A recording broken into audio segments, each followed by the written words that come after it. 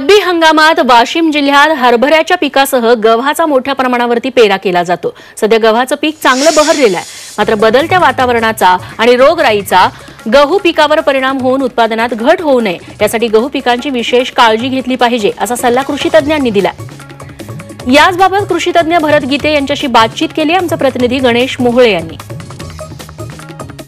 रब्बीच्या हंगामात हरभऱ्यासह गव्हाचाही वाशिम जिल्ह्यामध्ये मोठ्या प्रमाणावर पेरा केला जातो। सध्या पीक चांगलं बहरलेलं आहे आणि आता ओंब्या येण्याच्या स्थितीत हे पीक आहे।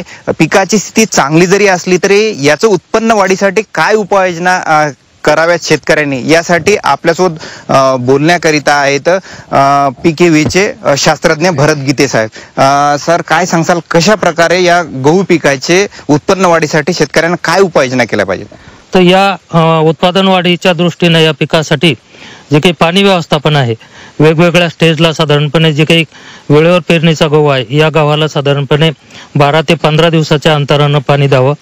तसंच जो काही उशिरा पेरणीचा गहू असेल, तूर किंवा कपाशी काढून पेरलेला रिसेंट गहू असेल तर त्याला मात्र पुढे चालून थोडं लवकर पाणी द्यावं लागेल।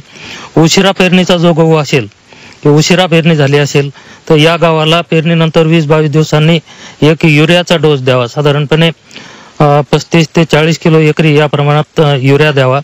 तसंच गहू पिकावर जो काही सुरुवातीला काही ठिकाणी मावा नावाची जी कीड असते ती त्या पिकावर, त्या काड्यांवर किंवा पानांवर आपल्याला काही ठिकाणी दिसू शकते। ते अन्नरस शोषण करते, त्याचं वेळेत नियंत्रण नाही केलं तर उत्पादनामध्ये घट येऊ शकते। या माव्याच्या नियंत्रणासाठी क्विनॉल-फास या कीटकनाशकाची योग्य प्रमाणात घेऊन फवारणी करावी। तसंच नंतरची जी कीड आहे गहू पिकावर ती म्हणजे स्टेम बोरर, हे खोडकिडा। तर हे जी काही आळी आहे ही खोडाच्या बुंद्यामध्ये जाऊन ते आतला गाभा खाते आणि मग तशा प्रकारचे जे फुटवे आहेत किंवा ओंबी आहे ती अकाली वाळून जाते।